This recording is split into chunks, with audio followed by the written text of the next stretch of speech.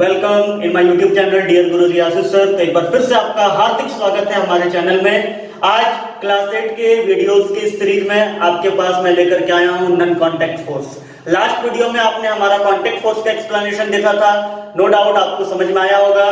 तो आपको अगर समझ में आया तो आप कमेंट बॉक्स में जरूर लिखें और जो भी प्रॉब्लम्स है उसे जरूर एक्सप्लेन करें। अगर आप चैनल पे नए हैं तो लाइक और सब्सक्राइब करना ना भूलें। तो आइए दोस्तों हम देखते हैं आज का हमारा video non contact force. When force is applied on anybody from a distance, कुछ दूर से ही फोर्स अप्लाई हो जाता है। जस्ट जादू, आबरा का डाबरा छू, हमने बस मंत्र पढ़ा और ऑब्जेक्ट मूव कर दिया, ऑब्जेक्ट गायब हो गया। ऐसा होता है क्या प्रैक्टिकल लाइफ में? देखा है आपने?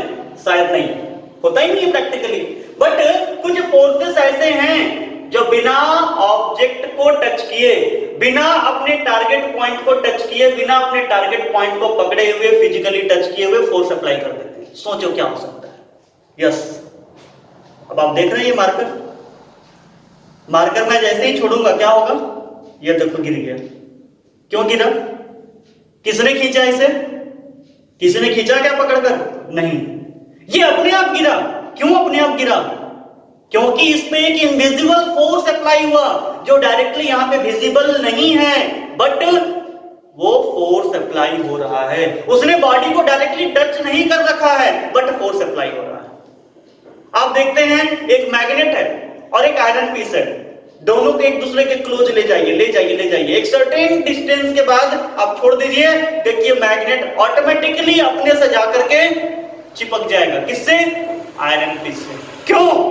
Reason is there is acting a non contact force. वहां पे एक नॉन कांटेक्ट फोर्स काम कर रहा है। आपने एक एक्सपेरिमेंट किया, अब पूछेंगे कौन सा? बताएंगे तो करेंगे कैसे? चलो भाई बता देता हूं। बहुत कॉमन सा एक्सपेरिमेंट है, हो सकता है आपने जरूर किया होगा।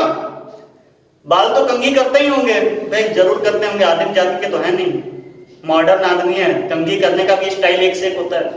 तो चलो, जब आप बालों को कंघी करते हो और कंघी करने के बाद लगातार 2 मिनट तक बालों को कंघी करो और उस कंघी को कागज के छोटे छोटे टुकड़े के पास ले जाओ। सटाना नहीं है, कुछ दूर ही रखना है। आप देखोगे वो कागज के छोटे छोटे पीसेस ऑटोमेटिकली उसमें चिपक जा रहे हैं। क्यों? Reason is that there is acting a non contact force. तो आइए हम डिफाइन करते हैं non contact force. A force which is applied on any body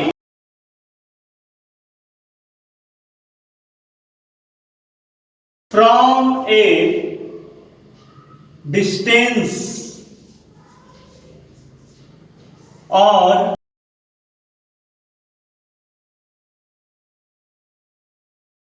without touching it physically.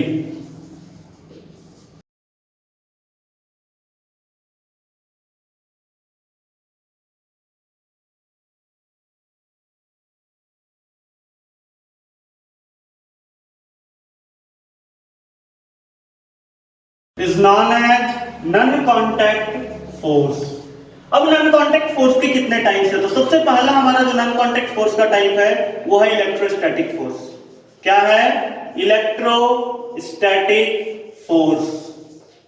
Number 2 is magnetic force. Number 3 is gravitational force.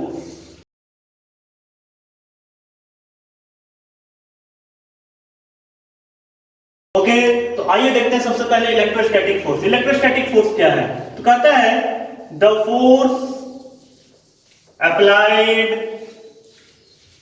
Between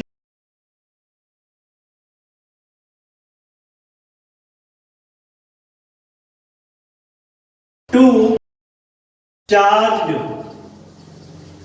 bodies और a charged and an uncharged body is known as electrostatic force।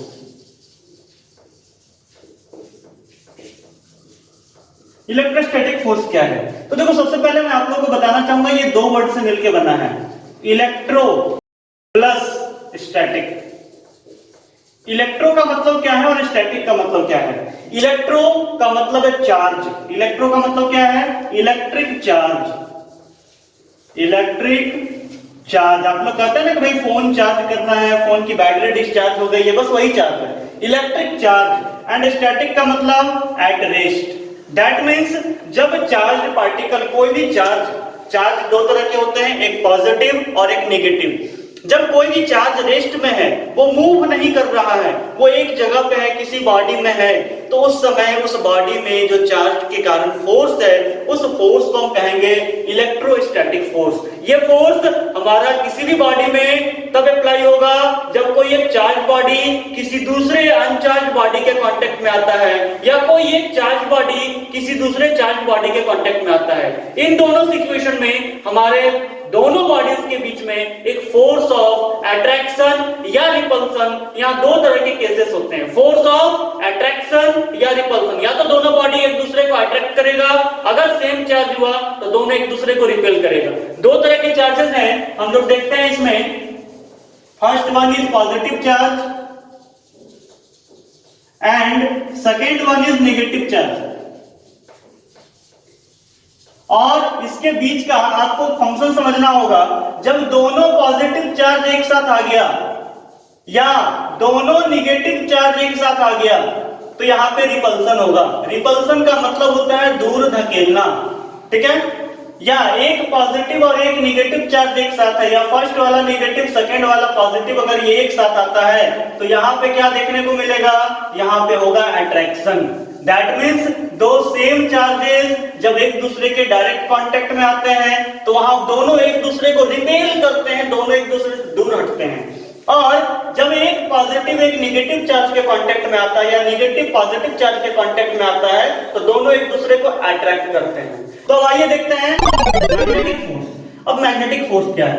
आपने magnet को देखा ही होगा, नहीं देखा है? चलो मैं दिखा देता हूं, बहुत ही सिंपल सा। ये आप देख पा रहे हैं क्या है? ये एक बार मैग्नेट है। This is a bar magnet. आप देख सकते हैं कि यहां पर एक व्हाइट कलर का डॉट है। ये व्हाइट डॉट क्या रिप्रेजेंट कर रहा है? ये व्हाइट डॉट हमारे मैग्नेट का नॉर्थ पोल रिप्रेजेंट कर रहा है। किसी भी मैग्नेट में दो पोल्स होते हैं, first is north pole and second is south pole.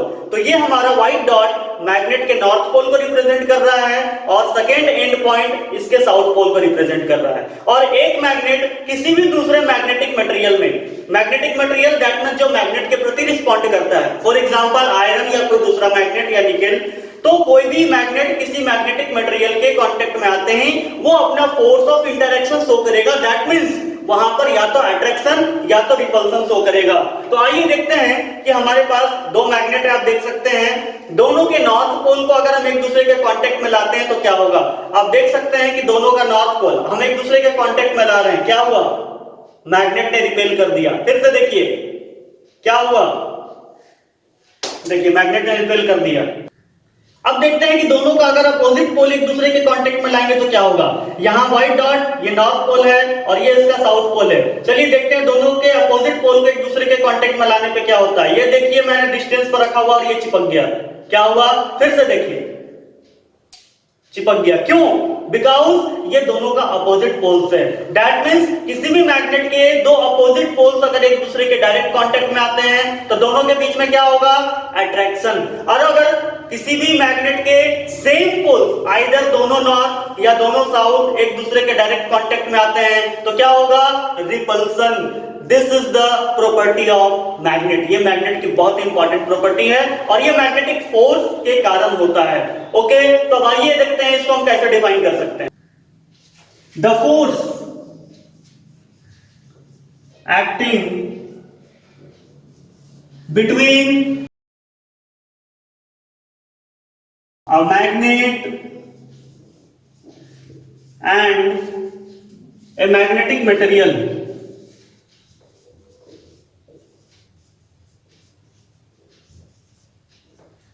is known as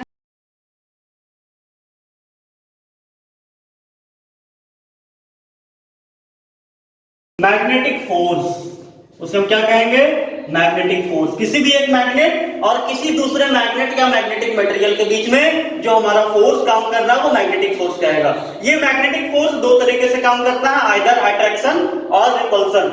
it acts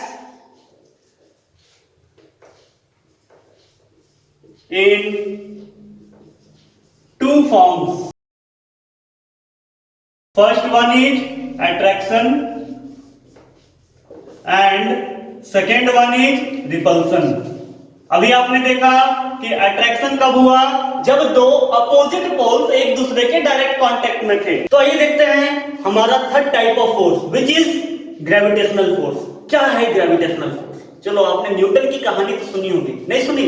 अरे वही कहानी, एप्पल वाली। कौन सी एप्पल वाली? अरे जब न्यूटन बैठा था एप्पल के पेड़ के नीचे अपनी माँ से मार खाकर। मार तो आप भी खाते होंगे। क्या होता है? रोना धोना और बदमाशी। बट न्यूटन था जिसने अपनी माँ से मार खाया और मार खाने के बाद ग्रेविटेशनल लॉ की खोज कर दी। वाह! तब तो सभी बच्चे कहेंगे कि माँ मुझे भी 2 झापड़ मार दे, मैं भी न्यूटन बन जाऊंगा। चाहेंगे? नहीं चाहेंगे? भाई कौन मार खाना चाहता है? तो न्यूटन अपनी माँ से मार खाकर एक एप्पल के पेड़ के नीचे आराम से बैठा हुआ था गुस्से में। तभी अचानक क्या देखता है? एक एप्पल ऊपर से नीचे गिरा, ठीक उसके पास। सर पे नहीं गिरा, यही गनीमत है। अब आप लोग सोच रहे होंगे क्यों सर पे नहीं गिरा? अच्छा होता गिर जाता, मुझे इतना नहीं पढ़ना पड़ता।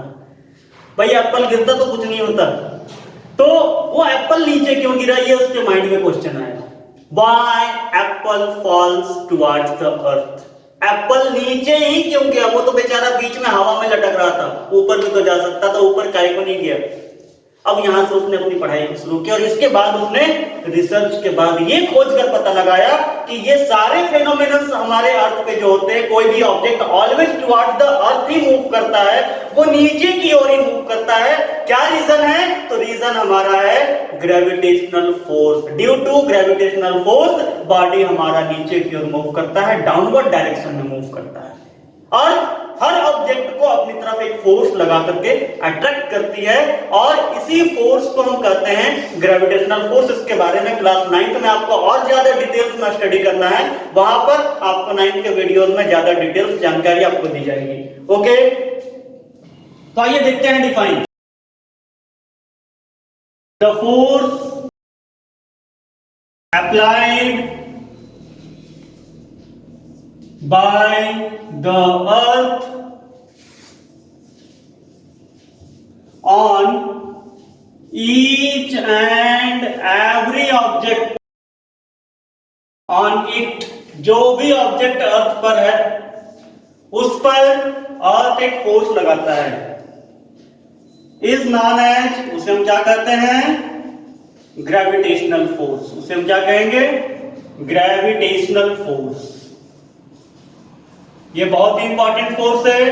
अर्थ से आप सभी चिपके हुए हैं, हम सभी अर्थ पे एग्जिस्ट कर रहे हैं, अर्थ पे टिके हुए हैं। ड्यू टू दिस फोर्स, अगर ये फोर्स ना हो तो शायद अर्थ पे किसी भी ऑब्जेक्ट का रहना पॉसिबल नहीं हो पाएगा।